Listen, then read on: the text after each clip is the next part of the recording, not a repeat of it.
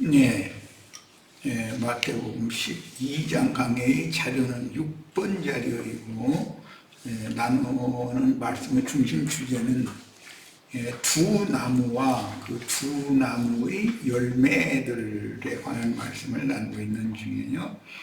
이거는 앞에서 이미 주님께서 귀신 들린 자들을 고쳐주시고 나니까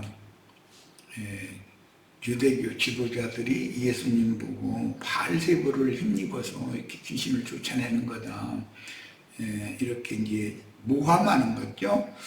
그렇게 하니까 그 말이 못된 나무의 열매다라는 말을 말씀하시고, 예수님이 내가 너희에게 지금 증거하고 가르치는 말이 좋은 나무 열매다, 그걸 사실 대비해서 하신 말씀이라는 걸 다 알 수 있어요. 4페이지 마태복음 12장 35절 들어갑니다. 선한 사람은 그 쌓은 선에서 선한 것을 내고, 악한 사람은 그 쌓은 악에서 악한 것을 내느니라 그러셨어요.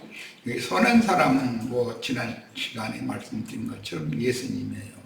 악한 사람은 유대 종교 지도자들이에요. 그럼 선한 사람이 쌓은 선이라고 하는 건 뭔가? 하나님의 뜻을 세상에 전하기 위해서 자기를 부인하고 일생을 헌신하며 전도의 말을 해서 하나님의 말씀을 사람들의 말로 대언해주는 말을 하는 것을 선한 것을 낸다, 선한 말이다라는 지금 표현을 이렇게 하신 거예요. 서신서에 보면 너희가 말을 할 때 하나님이 말씀하시는 것처럼 그렇게 말을 해라 그러는데, 이제 이런 사람들 보고 선지자 또는 대언자라고 그러죠. 성령의 말하게 하심을 따라서 말을 한다, 그런 말과도 같은 뜻이에요. 그것은 전도의 말을 하는 거예요. 그런데 다른 복음을 전하는 자들은 악한 자들이 쌓은 악에서 악한 것을 내놓는 말이다. 이제 뱀도 입에서 물을 강같이 터낸다. 예수님의 입에서 나오는 모든 영과 생명의 말씀도 생명수의 강이 믿는 이들의 속에서 넘쳐나게 해주는 말씀이다. 그런 뜻입니다. 그 쌓은 선에서라고 이제 했는데, 흙으로 지으신 질그릇 속에 조물주이신 하나님께서 코에 생기를 불어넣었다. 창세기는 이렇게 되어 있죠. 조물주의 생기라는 말은 하나님의 말씀 속에 흐르는 영을 의미하는 거예요. 생명수라고 그러죠.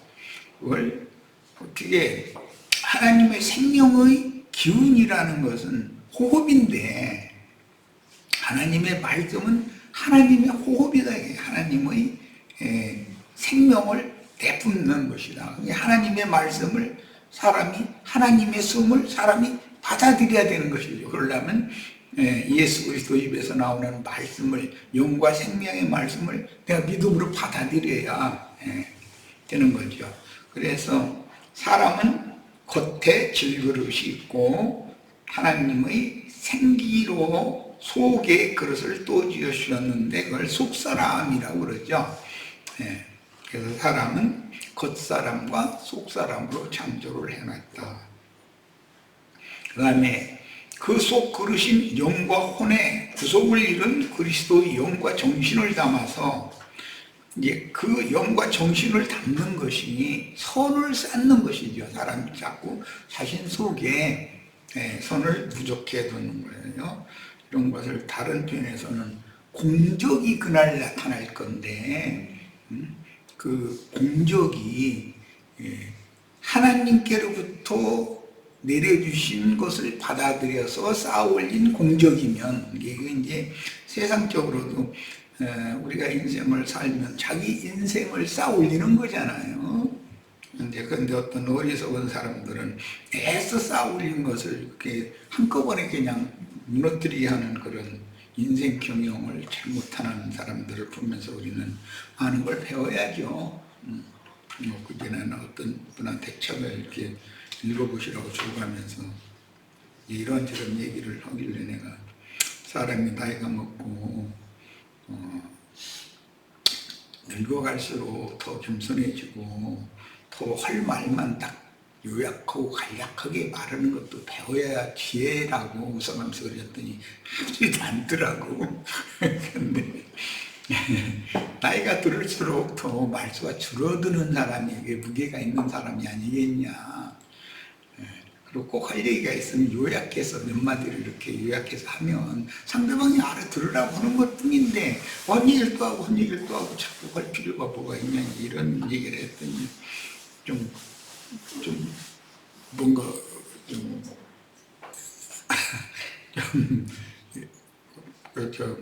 뭔가 무슨 부끄러움 같은 거, 부끄러움까지는 아니라도 어쨌든 자기가 너무 이렇게 저 사람이 들어준다 해가지고 너무나 많은 말을 했다라고 느낀 것 같아요. 전도를 할 때는 사람에 따라서 합당한 말을 해줘야지 누군가는.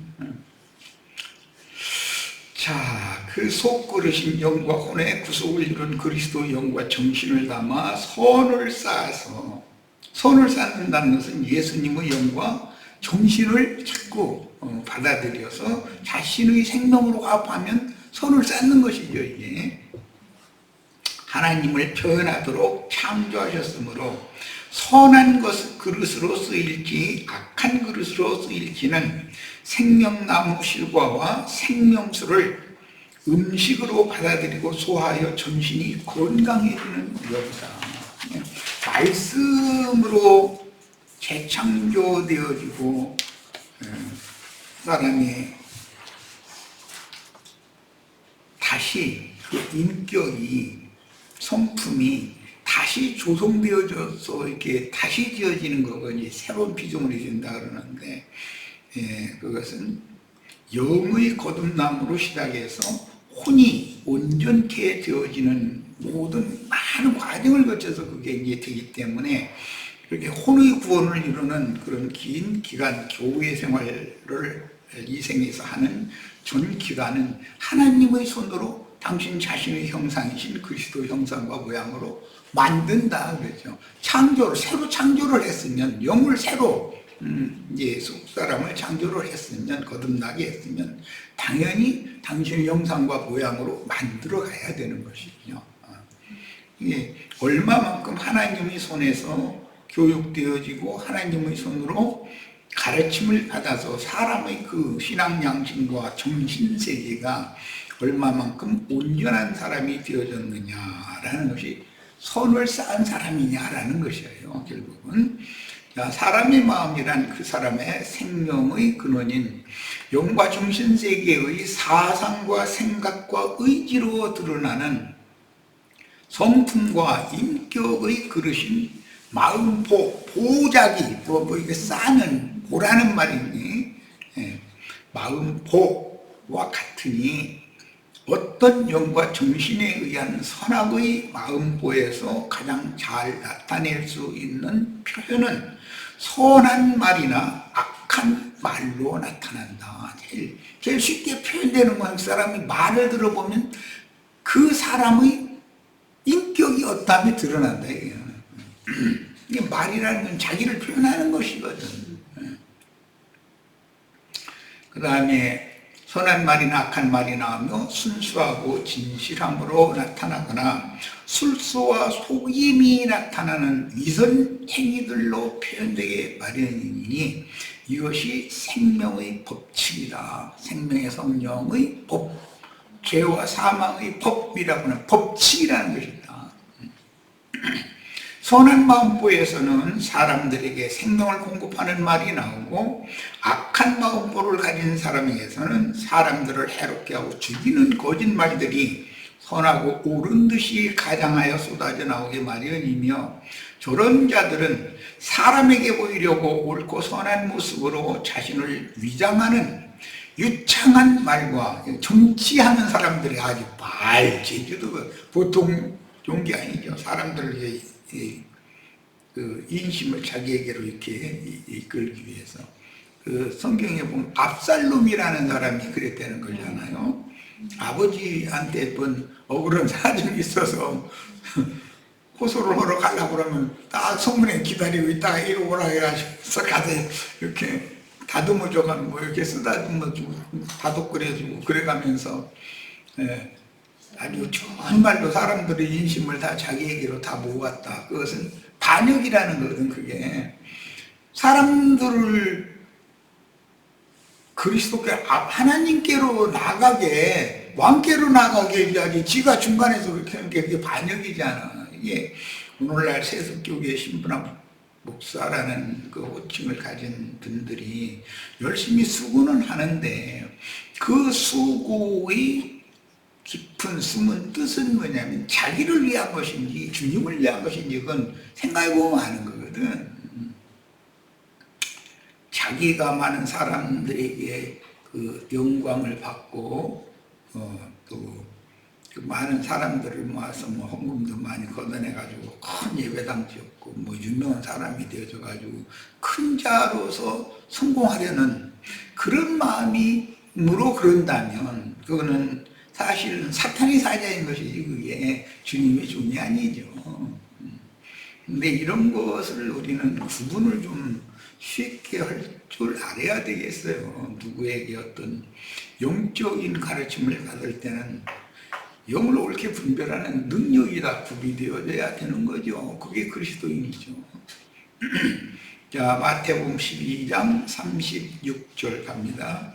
내가 너희에게 이르노니 사람이 무슨 무익한 말을 하든지, 여기 이제 이 무익한 말이라는 말은 누구에게 무슨 이익을 끼치고 뭐 그런 개념보다는 쓸모없는 말이라는 거예요. 쓸모없는 말, 가치 없는 말, 무가치 없는 말, 쓸데없는 소리. 세상 충청도에서는 그런 말을 하는 사람 뭐 사람이 이렇게 힐떡벌떡 하느냐고 이제 실없는 사람이라는 거죠. 벌써 들어보면 알거든. 무슨 동비스덕이 이런 식으로 하는 말, 그거는 그게 뭐냐 무익한 말이라는 거예요. 생명력이 결여된 무익한 말 또는 혼잡한 말, 그런 말을 무익한 말을 하든지 이렇게. 세상 사람들은 자기가 하는 말이 무익한 말을 지금 내뱉고 있는지 그 사람에게 상대방에게 유익을 준다 그럼 유익한 말이라는 것은 그건 무슨 말일까? 예수님께로 중매하는 말이다 이거예요. 전도하는 말만이 유익한 말인 거예요. 자, 그러므로 심판날에는 이 생에서 어떤 상황에서 무슨 말을 했느냐에 따라서 어떤 상황에 따라서 그 사람이 그 상황에 적응하는 말의 표현을 보면 그 사람이 어떤 사람인지를 금방 알 수 있다. 그러니까 어떤 상황에 따라서 마땅히 해야 될 말이 있는 거다 이거예요. 하지 말아야 될 말이 있는 거. 그 상황에서 그런 얘기를 하면 안 되는 거잖아요. 예를 들어 그 상황에서는 꼭 그 얘기를 해야 되는 거잖아요. 이거는 사람이 속에 선을 쌓느냐 악을 쌓느냐에서 나오는 거다 하는 거예요. 그래서 무슨 말을 했느냐에 따라 진리의 판단을 받는 것이니, 이게 심판날이라는 것이 우리가 이 생에 사는 동안에 어떤 상황에서 어떤 말을 했느냐라는 걸 가지고 심판한다는 거잖아요. 그러니까 말 조심하는 게 얼마나 필요한 말이야. 이게 뭔가 자신이 없으면 되도록이면 입 다무는 게 나아. 그런데 사람이 그게 쉬우냐고. 말의 실수가 없어야만 온전한 사람이라고 인정을 받음으로 가장 중요한 문제는 그 사람의 영에 누구에게서 온 영이 함께하여 그 마음에 영향을 끼쳐서 그런 말을 하느냐의 문제이다. 마음의 생각을 통해서 그 말이 나오는데 그 마음을 좌지우지하고 보는 그 신앙 양심이거든. 그 사람의 양심이거든. 그 양심이 공허하고 혼돈하고 흑암이 가득한 사람은 그 말이 무익한 말이 하게 돼 있다는 거예요. 이거는 누가 시키지도 않는 이런 무익한 말을 하는 사람이 많이 있죠. 나 이게 젊은 날 얘기인데 뭐 어떤 생활을 위해서 이제 이렇게 어디 가서 일을 하게 됐는데 그 어떤 아줌마가 입담이 좋다고 그러는데 하루 종일 그 씨앗나. 이야 진짜 하여튼 그 아줌마 대단하더만. 근데 사람들이 막 웃었다고 좋아하니까 자기가 뭐 굉장한 줄 알고 자기 부끄러움을 다 당하는 건데 사실은 그게 아유 난 너무 불쌍했어 그 아줌마. 야, 심판날에 이에 대하여 신문을 받으리니 그랬어요. 어떤 상황에서 어떤 말을 한 것에 대하여 신문을 받는다는 거예요. 자, 지나간 심판날은 예수님이 이 생의 일을 마치고 부활하시기까지며 오는 부활이 또 있죠. 그러니까 심판이 한 번 지나갔죠. 예수가 죽은 것이 또 예루살렘과 이스라엘 나라가 로마에서 멸망받은 것이 심판이잖아요. 심판이 한 번 지나갔어요. 그러나 오는 심판이 또 있다 이거예요. 예. 오는 심판 날은 짐승의 때가 시작이 되어지고 증인들이 증거를 마치고 승천할 때 곧 오는 생명의 부활, 첫째 부활의 때인데 이방인의 때에 신앙생활을 하다가 음부의 낙원에 들어간 모든 그리스도인은 주 안에서 자다가 일어나서 그리스도 심판 때에서 이 생에서 몸으로 행한 것을 따라 진리대로 판단을 받게 된다는 거예요. 그러니까 우리가 이 생에 사는 동안에 예수 믿기 전에는 뭐 이런 진리를 몰랐으니까 그때는 몰라서 이제 한 거에 대해서는 용서를 해준다는 것이 복음의 이제 기초이니까 그렇지만 예수를 믿은 날 이후에는 그의 말과 생각과 말과 하는 행동에 대해서 책임을 져야 돼. 주님 앞에서 무책임한 말 함부로 내뱉으면 안 되죠. 예를 들어서 어떤 처녀 총각이 서로 사랑하고 그 사랑하는 게 참 좋은 일이지만 어떤 청년이 마음에 드는데 사랑한다고 하면 그건 거짓말이잖아. 무책임한 말이잖아. 그러나 사랑한다고 나랑 결혼해달라고 그러면 그 일생을 책임진다는 걸 전제로 하는 얘기인 건데 남자가 어떤 말을 해놓고 나서 거기서 나중에 무책임한 어떤 언행을 한다면 그거는 남자가 아니지. 세상사가 그런 것처럼 영의도 마찬가지다라는 거예요. 그래서 인도자의 어떤 말이라는 것이 얼마나 중요한 건데 로마서 14장 10절로 14절 네가 어찌하여 네 형제를 비판하느냐. 못된 나무는 비판하는 건 좋아해. 하여튼 자기가 비판받는 거는 경기들 못해. 이게 이 못된 나무의 특징이죠. 어찌하여 네 형제를 업신여기느냐. 그 마음에 이것이 쌓여있다 이게 나오는 거 아니야 지금. 우리가 다 하나님의 심판대 앞에 서리라. 그 심판대 앞에서는 자기가 어떤 상황에서 어떤 말을 한 걸 가지고 신문을 받는다는 거예요. 이게 얼마나 중요한 말씀이에요. 기록되었으되 주께서 이르시되 내가 사람 눈이 모든 무릎이 내게 꿇을 것이요. 일단 전지전능하신 하나님이고 머리가 있는 우주의 만유의 주제이신 분이죠. 모든 혀가 하나님께 자백하리라 하였느니라. 이러므로 우리 각 사람이 자기 일을 하나님께 직고하리라. 자기의 일을 그렸는 이 생에서 육신을 입고 사는 동안에 한 말 이걸 전부 다 직고할 수밖에 없도록 요즘에 뭐 우리 세상 나라에 청문회라는 거 다 보셨죠? 속일 수 없도록 다 청문하는 그 심사위원들이 정보를 각 공무원들한테서 다 받아가지고 다 보고 있는 거예요. 근데 그 사람 거짓말하면 그냥 망신당해버리잖아요. 당신이 이렇게 한 것이 근거가 이렇게 있는데 왜 딴소리 하냐 그러면 얼마나 못하는 거지 뭐. 주님의 심판대라는 게 그렇다는 거예요. 그럴 때 얼마나 부끄럼 당할 우려가 많겠어요. 엉뚱한 말로 대답을 했다가는. 그런즉 우리가 다시는 서로 비판하지 말고 도리어 부딪힐 것이나 고칠 것을 형제 앞에 두지 아니하도록 주의하라. 네, 고린도후서 5장 7절로 10절입니다. 이는 우리가 믿음으로 행하고 보는 것으로 행하지 아니함이로다. 참 쉬운 말이 아니죠. 사람은 다 보이는 대로 행하기 마련이에요. 뭐 이렇게 보이면 거기에서 금방 이게 사람 혼기능이라는 게 나에게 이득이 있을까 손해가 있을까 이게 판단을 금방 해버리거든. 육신적인 세상 사이를. 그런데 영의 일을 그렇게 잘 판단할 수 있는 능력을 길러야 된다는 거잖아요.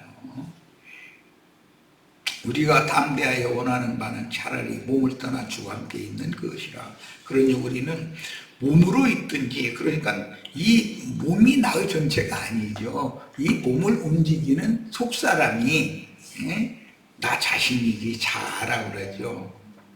몸으로 있든지 떠나든지 주를 기쁘시게 하는 자가 되기를 힘쓰노라. 이는 우리가 다 반드시 그리스도의 심판대 앞에 나타나게 되어, 나타난다라는 것은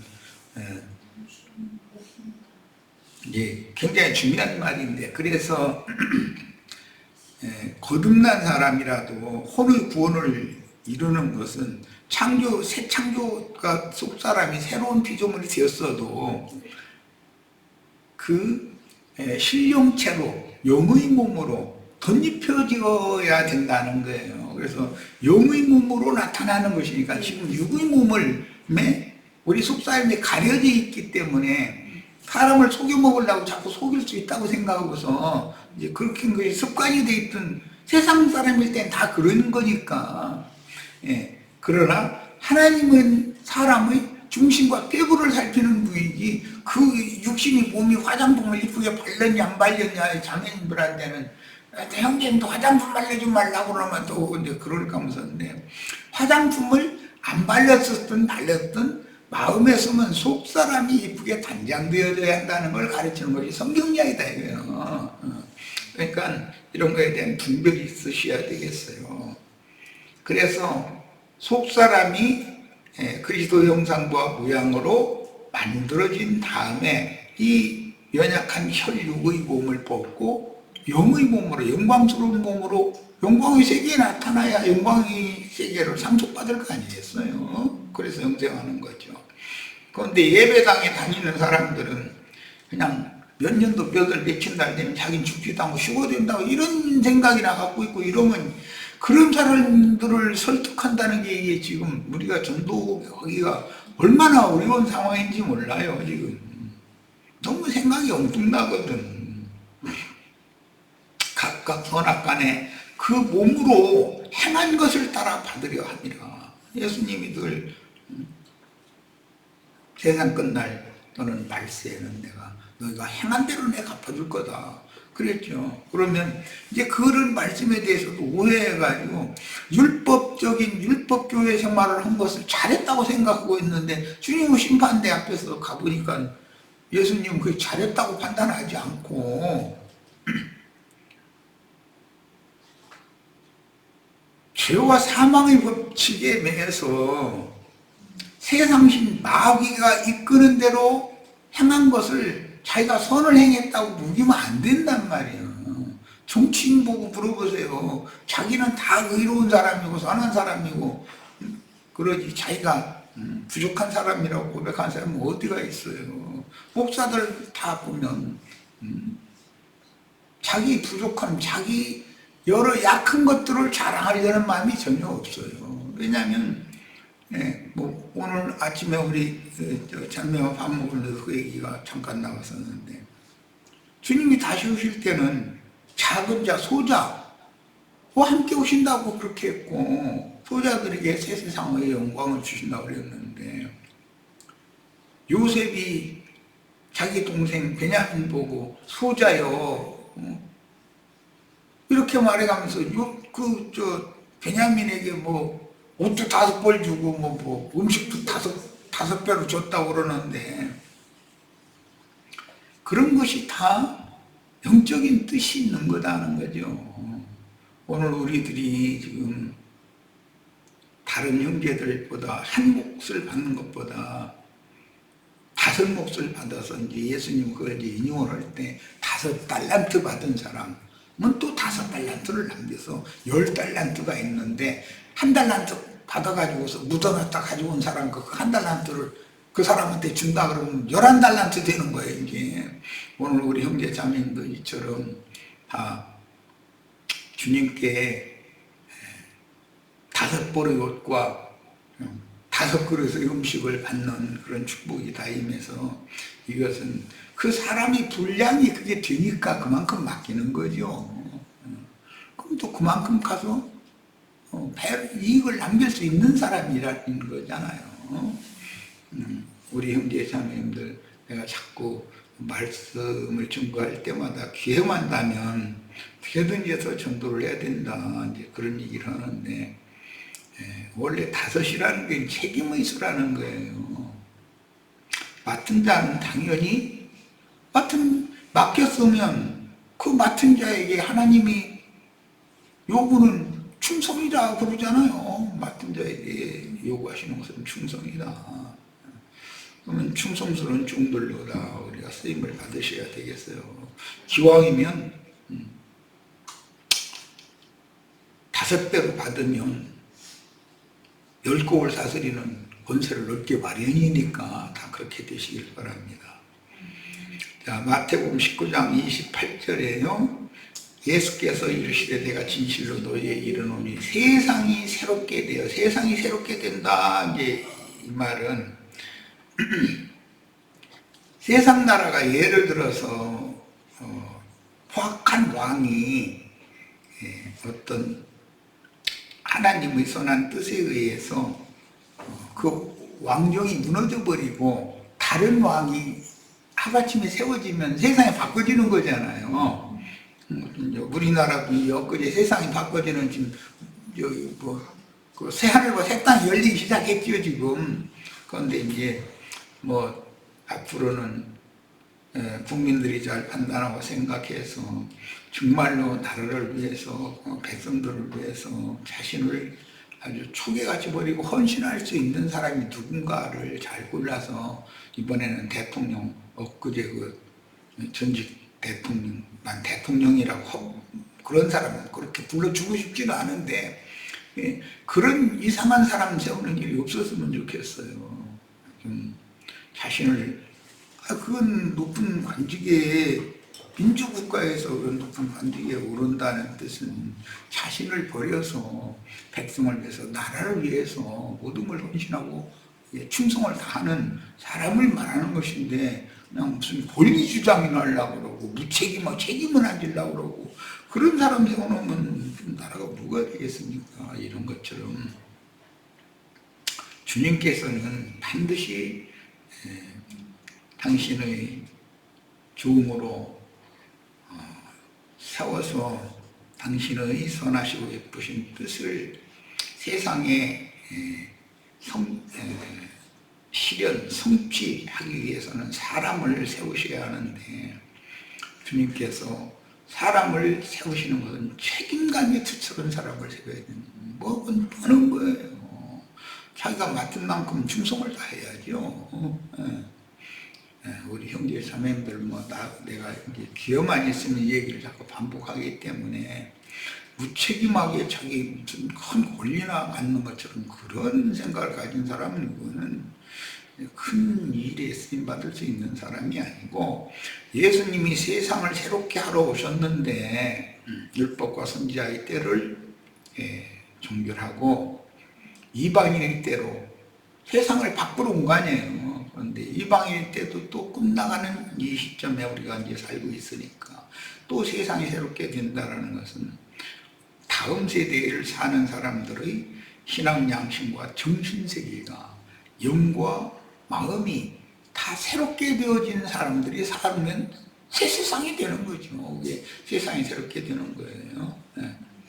인자가 자기 영광의 보좌에 앉을 때 자기를 따르는 나를 따르는 너희도 12 보좌에 앉아 이스라엘 12지파를 심판하리라의 심판이라는 말은 판단한다, 분별한다. 엊그제 우리 헌법재판소 판단하는 거 봤죠?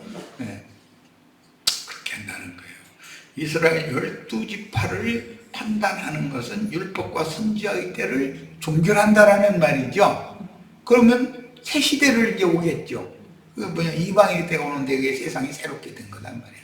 그러니까 하나님이 말씀하시는 세상이 새롭게 된다라는 말은 세상 모든 인간들의 영과 정신이 새로워진다. 새 영과 새 마음을 받아서 다 깨어나고 밝아지고 하는 것을 의미한 거예요. 오늘 우리 형제 자매님들이 이런 일에 다 충성을 다하고 쓰임을 받기를 바랍니다. 이것이 선을 쌓은 사람에게서 선한 열매가 나온다. 자, 계시록 20장 4절로 6절 인용했는데 같이 봅니다. 또 내가 보좌들을 보니, 여기 이 보좌들 이야기는 마태복음 25장 31절에서 46절까지 그 나가는 말씀에 보면 주님께서 보좌들에 함께 온 그 천사들과 함께 와가지고 보좌들이 앉아서 오른편 양은 왼편 염소 이걸 분별을 하는 말씀이 나왔죠. 여기서는 심판이라고 그랬지만 이렇게 그게 판단이다. 그런데 그 보좌들에 앉은 사람이 소자들이라고 돼 있다. 마태복음 25장에 보면 사울이라는 사람은 큰 자라는 뜻이잖아요. 세상 대인이었던 거잖아요. 이 사람이 바울이 됐다는 건, 소자가 됐다는 건, 작은 자가 됐다는 건 사람이 바꿔진 거잖아요. 그 정신세계가 바꿔진 거죠.